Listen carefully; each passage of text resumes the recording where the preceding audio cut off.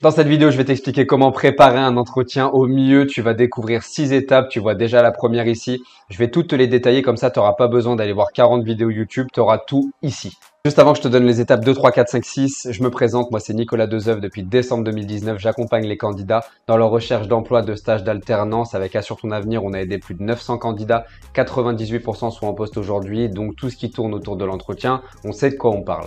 Comme dans chaque vidéo, je t'invite à laisser un commentaire. D'ailleurs, je remercie cette personne-là qui a laissé le commentaire sur la vidéo précédente. Merci à toi. Pense à commenter, tu seras peut-être tiré au sort pour la prochaine vidéo justement. Et tu peux aussi me poser une question et j'y répondrai à ce moment-là. On démarre tout de suite maintenant la vidéo sur la partie préparation de l'entretien et les 6 étapes. La première étape du coup, c'est le fait de maîtriser le besoin de l'entreprise. Donc, les douleurs majeures, les 2-3 choses qui reviennent systématiquement, c'est peut-être des problématiques de management, c'est peut-être des problématiques de communication, des problématiques commerciales, de gestion de portefeuille, j'en sais rien. Mais tu vas ressentir dans les missions, tu regardes bien les 2-3 premières missions, souvent c'est les premières qui sont écrites, c'est les plus critiques. Et tu regardes bien ce qui est écrit et tu essaies vraiment de comprendre pourquoi ils recrutent, en quoi ils ont vraiment besoin d'aide en fait. Et ça, c'est hyper important et ça, il faut que tu le notes. C'est en quoi tu peux les aider. Donc c'est ça que quand j'appelle découvrir les douleurs majeures, en fait c'est ça, c'est de comprendre vraiment pourquoi aujourd'hui ils recrutent, pourquoi ils peuvent pas gérer seuls, pourquoi ils ont besoin de toi. Et quand je parle de comprendre les mots-clés, c'est notamment tout ce qui va être autour des langues, autour des logiciels, toutes ces choses-là qui sont un petit peu annexes. Et puis dans les missions aussi, il y a peut-être des mots que tu ne comprends pas sur des logiciels, sur des outils, sur des pratiques, des termes techniques liés au domaine d'activité de l'entreprise. Et donc ça, évidemment, il faut que tu te renseignes à fond, que tu fasses un mini glossaire et que tu comprennes vraiment quels sont les différents mots. Moi, ça me rappelle un entretien que j'avais passé chez Naval Group dans les sous-marins nucléaires. J'ai travaillé pour eux pendant un an derrière. Et c'est vrai que le naval, c'est un langage qui est assez particulier et il y a des choses que j'avais pas compris et donc je m'étais renseigné. Et dans l'entretien, j'avais parlé ce langage-là justement et ça les avait surpris parce qu'ils s'étaient dit mais le mec a jamais bossé dans le naval et il comprend. Donc ça veut dire que j'avais anticipé et ça, c'est essentiel. Donc ça, c'est le premier point. Le deuxième point, c'est d'anticiper les questions pièges. Je te le dis dans cette vidéo, tu vas voir des choses que tu vois pas dans les autres vidéos. Ce point-là, typiquement, c'est quelque chose que je vois très rarement, anticiper les questions pièges, c'est-à-dire que si tu as un trou dans ton CV, si tu es en reconversion professionnelle, des choses comme ça, tu vois, tu as fait 3, 4, 5 entreprises en un an, donc soi-disant, tu n'es pas stable. Tu sais très bien qu'on va t'arrêter là-dessus et tu le sais au fond de toi et à chaque entretien, c'est la même histoire. Donc au lieu d'arriver bêtement à l'entretien et d'attendre justement de te faire piéger par cette question, mais justement, prépare les réponses dès maintenant et tu en profites derrière pour répondre à la meilleure réponse possible lorsque le recruteur va te poser la question. Pourquoi vous avez 3 expériences différentes en 2 ans dans votre CV, vous n'êtes pas stable, vous allez partir dans 2 mois, blablabla. Voilà, merci de me poser la question. Effectivement, j'ai 3 expériences dans mon CV aujourd'hui parce que j'ai eu 3 opportunités assez distinctes dans 3 domaines différents. Je suis jeune et je voulais voir différents domaines pour être sûr que je voulais travailler dans ce domaine-là qui est la pharma aujourd'hui, domaine de votre entreprise. Et le fait d'avoir travaillé dans l'automobile et dans des domaines comme ça, ça m'a donné des visions différentes, des astuces aussi que je peux appliquer aujourd'hui peut-être dans la pharma. Et donc, ça m'a permis vraiment de me dire, je veux travailler dans ce domaine-là. Donc ça, c'est quelque chose qui est super important et ça a pu me faire aussi mon expérience et mon réseau. Voilà, et ça, si tu le prépares pas avant, souvent tu bégayes et tu perds des points.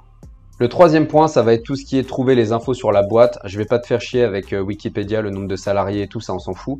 Ça va être surtout des actualités. Là, typiquement, j'ai préparé un entretien avec une des candidates qu'on accompagne hier. Et il y a une entreprise qui a racheté une entreprise très récemment.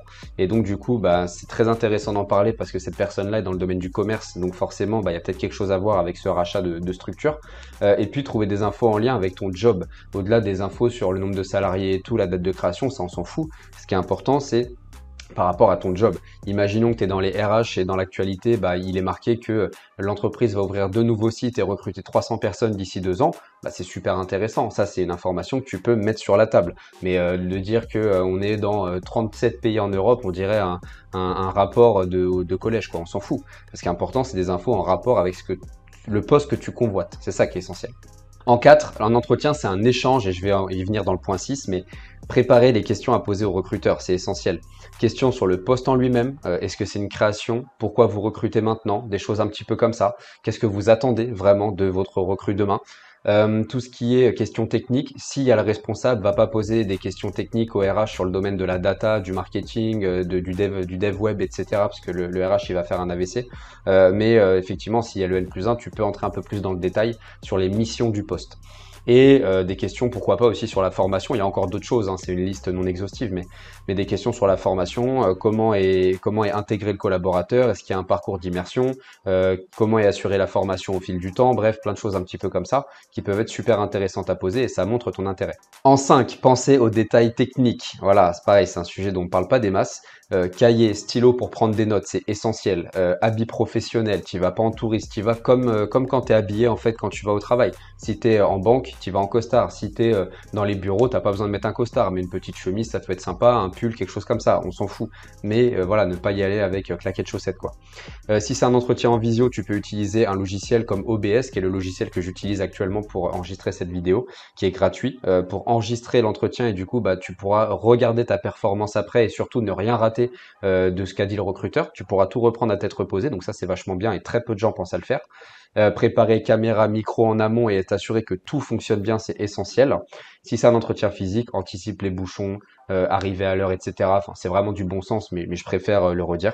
Et l'étape 6 qui est la plus importante, c'est de reprogrammer ton état d'esprit. C'est tout simplement que le recruteur, c'est pas un dieu, c'est quelqu'un qui a les mêmes problématiques que toi. Quand il ferme la porte de l'entreprise et qu'il rentre chez lui, il a les mêmes problématiques que toi, donc faut pas le mettre sur un piédestal. C'est quelqu'un qui a un enjeu aussi quand il recrute. Un recrutement, ça coûte très cher, un recrutement raté. Ça peut coûter pour un CDI au moins 20, 25, 30 000 euros selon le poste. Donc c'est absolument énorme. Pour un alternant, ça peut coûter cher aussi. Donc il y a un enjeu de son côté. Donc faut pas que tu te dises qu'il y a que toi qui as un enjeu, ok? Et c'est là que je disais tout à l'heure dans le point numéro 4 que toi aussi tu as des questions à lui poser, tu as des notes à prendre, etc. pour être sûr que tu es la bonne personne par rapport à lui. Et évidemment, le sourire est essentiel et l'énergie, c'est essentiel aussi. Si t'as pas ça, les 6 conseils que tu as vus là, si t'as pas le sourire et une énergie positive, la vidéo aura servi à rien. Faut que tu appliques ça avec tous les conseils que tu as là et normalement l'entretien, tu vas le réussir tranquille. Voilà, j'espère que tu as kiffé cette vidéo. Pense à t'abonner, liker et donc commenter aussi pour que peut-être ton commentaire passe dans la prochaine vidéo ou ta question si c'est une question qui est tirée au sort. Mais voilà, j'espère que tu as apprécié ce contenu. Pense à le partager en masse aussi, c'est très concret. J'essaie toujours d'aller à l'essentiel. J'espère que tu kiffes ce genre de contenu. Et en attendant, je te dis à très vite pour la prochaine vidéo. Ciao. Si cette vidéo t'a plu, n'hésite pas à la liker, la partager, la commenter. Tu as aussi tous les liens dans ma description auxquels tu peux accéder dès maintenant. N'hésite pas à me suivre aussi sur mes réseaux sociaux. Et en attendant, je te dis à très vite pour une prochaine vidéo. Ciao!